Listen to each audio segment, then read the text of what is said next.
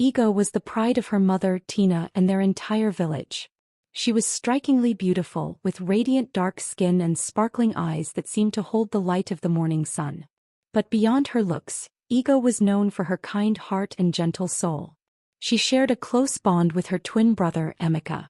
The two were inseparable, always laughing and playing together, their joy infectious to everyone around them.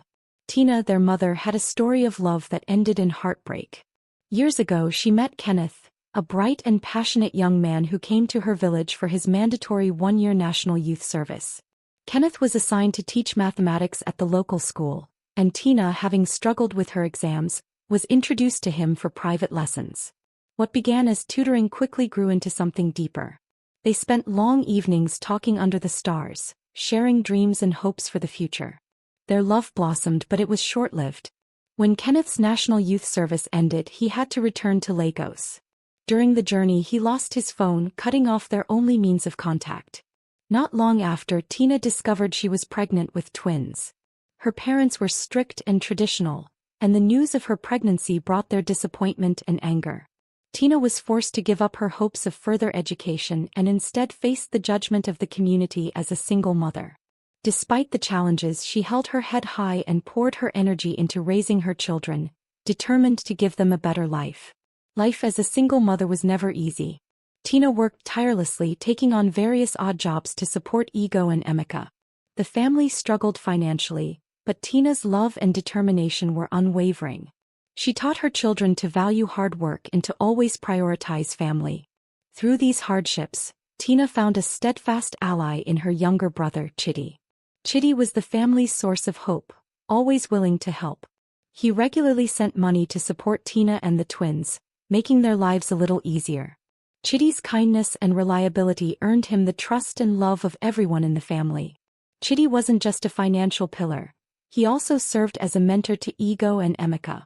Whenever he visited, he brought gifts and told stories about life in Lagos, filling the twins with dreams of a brighter future. Tina trusted her brother completely and believed he had her children's best interests at heart. When Ego and Emeka finished secondary school, Chidi made an offer that seemed like a miracle. He proposed to take Ego to Lagos, promising to help her gain admission to a good university. Meanwhile, Emeka would go to Onitsha to learn a trade. Tina, though hesitant, knew this was an opportunity that could change their lives. Trusting Chidi and his assurances that Ego would be safe, she agreed to the plan. The morning of Ego's departure was bittersweet. Tina packed her daughter's belongings with care, her heart heavy but filled with hope. Chidi's wife and children lived in Lagos, and the thought of Ego being surrounded by family provided some comfort. Emeka's departure for Onitsha was equally significant, marking the start of his journey toward independence. As Ego prepared to leave, she felt a mix of excitement and fear. The village, though small and familiar, had been her whole world. Now she was stepping into the vast unknown of Lagos, chasing a dream she barely understood. Saying goodbye to Emeka was especially difficult. The bond they shared was deep, and the thought of being apart filled them with sadness. "Stay safe, sister," Emeka said, his voice thick with emotion. "Make us proud." Ego climbed into the transport bus, her heart pounding with anticipation. She didn't know what lay ahead, but she clung to the hope that this journey would lead to a brighter future. The bus ride was long and tiring, taking her through a patchwork of towns and cities. As they approached Lagos, the sprawling city took her breath away. Skyscrapers rose above crowded streets filled with endless activity. It was a world vastly different from the calm of her village, both intimidating and exciting. At the bus station, Chidi was waiting for her with a warm smile that melted some of her apprehension. He greeted her and helped with her luggage, reassuring her as they navigated the bustling streets to his home. Chidi's house was in a lively area with sounds of neighbors chatting and children playing in the background. It was a modest home, but it felt welcoming. Ifoma, Chidi's wife, embraced Ego warmly. Her kind words and friendly demeanor put Ego at ease. The house was full of life with Chidi's 3 sons, Obinna, Kelechi and Chukwudi. Their playful teasing and curiosity reminded Ego of Emeka, bringing a bittersweet smile to her face. Dinner that night was a lively gathering filled with stories and laughter. Ego began to feel like she belonged, though the chaos of city life was still overwhelming. Ego spent her days exploring the neighborhood and helping her Aunt Ifoma with chores. She was determined to fit into her new life and worked hard to adapt. Chidi, ever the supportive uncle, encouraged her to focus on her education. He took her to visit universities and helped her navigate the application process. Ego's heart swelled with hope, imagining herself achieving the dreams that once seemed far out of reach. But as time passed, cracks began to form in this seemingly perfect picture. Chidi's behavior changed in subtle but unsettling ways. His gaze lingered too long and his compliments grew uncomfortably personal. At first, Ego brushed it off, convincing herself it was harmless or her imagination. Then one night everything changed. Ego was asleep in her room when she awoke to the sensation of someone standing close. Her eyes snapped open to find Chidi hovering over her bed. Panic set in as she tried to make sense of the situation. He spoke softly, telling her not to worry, but his calm tone only deepened her fear. Before she could react, he climbed into the bed beside her, and in that moment, the man she had trusted most became the source of her greatest nightmare. Chidi's hands moved toward her and Ego froze. Her mind screamed for her to run, to fight, but her body refused to move. What followed shattered her world. Chidi, the uncle she had admired and loved, violated her in the most horrific way. The betrayal was crushing, the pain unbearable, and her trust irreparably broken. This nightmare didn't end that night. Chidi's visits became frequent, each one deepening Ego's trauma. The fear she felt during the day was nothing compared to the dread of nightfall. She lived in constant terror, trapped in a cycle of abuse she couldn't escape.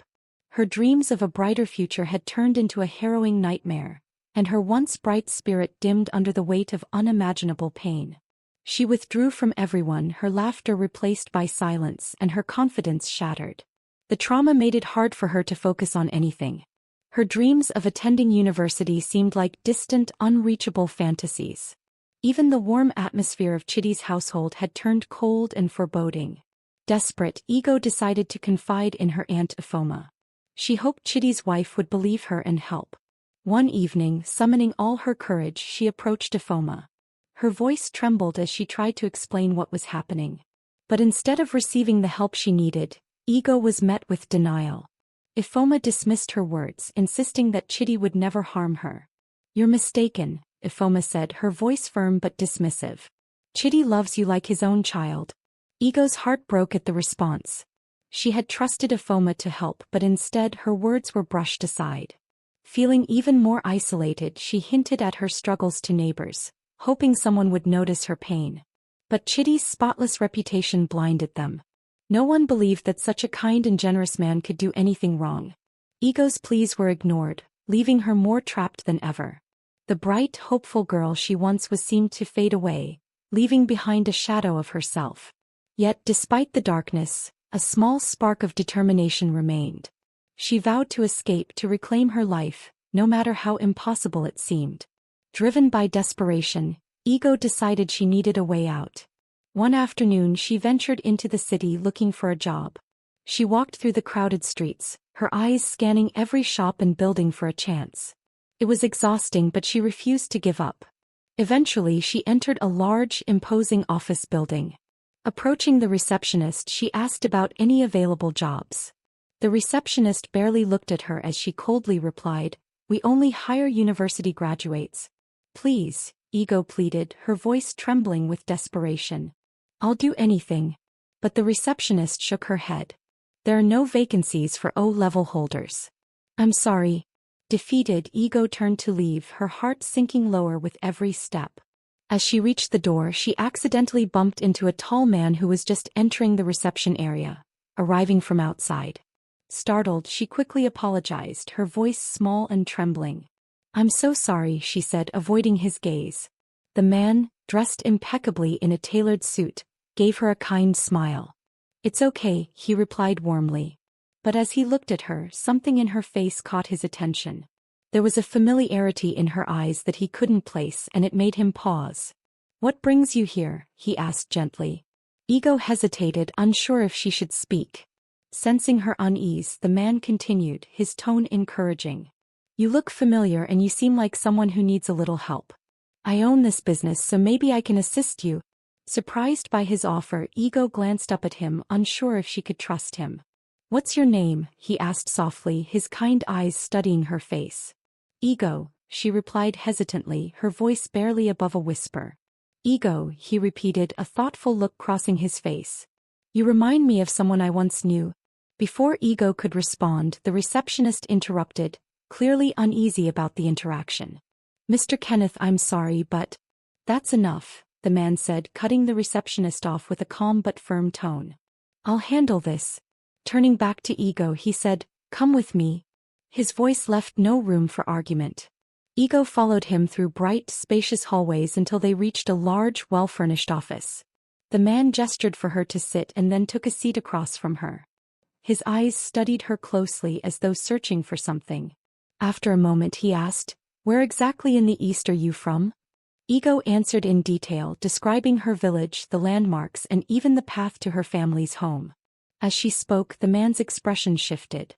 His features softened, and a strange mix of recognition and disbelief appeared in his eyes. Kenneth's curiosity grew stronger as he pieced together Ego's story. "How old are you, Ego?" he asked, his tone careful. 21, she answered softly. Kenneth's expression shifted. After a pause he asked, "Tell me about your family." Ego described her mother, Tina, and her twin brother, Emeka. She mentioned her uncle, Chitty, but avoided sharing the painful details of her experience. Kenneth's gaze sharpened as something clicked in his mind. "Your mother. You said her name is Tina?" he asked, his voice barely audible. Ego nodded, startled. "Yes." "Did you know her?" Kenneth's face paled. Memories flooded back. Of Tina, the love he had lost contact with so many years ago. The realization struck him with overwhelming clarity. Ego wasn't just a stranger in need. She might be his daughter. "I think I might be your father," Kenneth said, his voice trembling. Ego hesitated, her heart racing with a mix of curiosity and disbelief when Kenneth said he might be her father. The possibility seemed impossible, yet something in his eyes and the conviction in his voice made her pause. She began to question him cautiously, her voice trembling as she sought answers. "How did you meet my mother?" she asked, her eyes searching his face for sincerity. Kenneth's voice softened as he recounted their story. He spoke of his time in her village as a young teacher, the private lessons he gave Tina, and their evenings spent talking under the stars. He described her parents, her father's stern demeanor and her mother's warmth. He mentioned her siblings, the small stream that ran behind their house, and the narrow dirt path leading to their compound. Ego's breath hitched as the pieces fell into place. Everything he said was true. Her emotions overwhelmed her and tears began to stream down her face. Kenneth reached out, but Ego pulled back slightly, her expression shifting from wonder to anguish. She took a shaky breath and for the first time, revealed the full extent of her pain. Haltingly, she told Kenneth about the abuse and violation she had endured at the hands of her uncle Chitty. Her voice cracked under the weight of the memories, but she pressed on, desperate to unburden herself. Kenneth's face darkened as he listened. Fury and grief flickered across his features. He remembered Chitty as Tina's little brother back in the village, a little boy who had occasionally followed him around when he was a teacher. To hear what Chitty had become and what he had done to Ego filled Kenneth with rage. "Where does Chitty work now?" Kenneth asked, his voice calm but firm. Ego hesitated before answering. "He works at a company here in Lagos," she said quietly, naming the place. Kenneth's eyes widened in shock. It was one of his companies. The revelation hit him like a thunderbolt. The man who had inflicted so much harm on his daughter was under his employ. Kenneth clenched his fists, his mind racing. He looked at Ego, his voice steady but filled with emotion. "I promise you, Ego, this will not go unpunished. I'll make sure justice is served." Without wasting time, Kenneth used his resources to confront the darkness in Ego's life. He contacted the authorities and launched an investigation into Chitty's abuse, with Ego providing evidence to ensure swift action. Chitty was arrested, facing charges for his crimes. Kenneth knew he had to bring Tina and Emeka to Lagos. Now that he had found Ego and learned the truth, he couldn't let their family remain scattered. He reached out to Tina, determined to reunite them. Tina was shocked when she heard from Kenneth after so many years. The memories of their past came rushing back. Memories of love, heartbreak, and all the struggles she had faced on her own. At first she was hesitant. The idea of leaving her home and the life she had built felt overwhelming. But Kenneth didn't stop trying. He told her about the pain he had endured over the years. He spoke of losing his wife to illness and how they had no children during their marriage. For years he had lived with regret and loneliness, but finding Ego had given him new hope. He believed this was his chance to make things right. Tina listened to everything he said. She thought about her children, Ego who had endured so much pain and Emeka who had worked hard to support the family. She realized that this reunion wasn't just about her and Kenneth. It was also about giving their children a better future. When Tina and Emeka arrived in Lagos, the reunion was emotional. Tina and Kenneth stood face to face after more than 2 decades. Time had changed them, but the connection they once shared was still there. Tina's heart was heavy with a mix of emotions: relief, sadness, and cautious hope. Kenneth welcomed Emeka like a father, embracing him with warmth and love.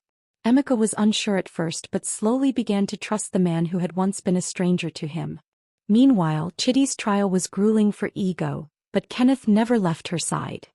His presence and support gave her the courage to testify against Chidi. In the end, Chidi was found guilty and sentenced to a long prison term. Justice brought closure, but Ego knew her journey to healing had only just begun. Tina and Kenneth rekindled their love and eventually married, uniting their family. Kenneth ensured Ego and Emeka were enrolled in a prestigious university, providing them with everything they needed to pursue their dreams. For Ego, healing came gradually. The love of her family, her father, mother, and brother, became her greatest source of strength. Ego's past no longer defined her. The frightened, broken girl she once was had grown into a determined and resilient young woman.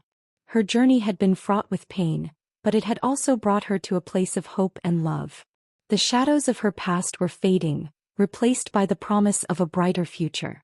And though the road ahead remained uncertain, Ego was ready to face it with the unwavering support of her family by her side. She had found her purpose, her strength, and the light to guide her forward. The moral lesson of the story is that hope, resilience, and justice can triumph even in the darkest circumstances.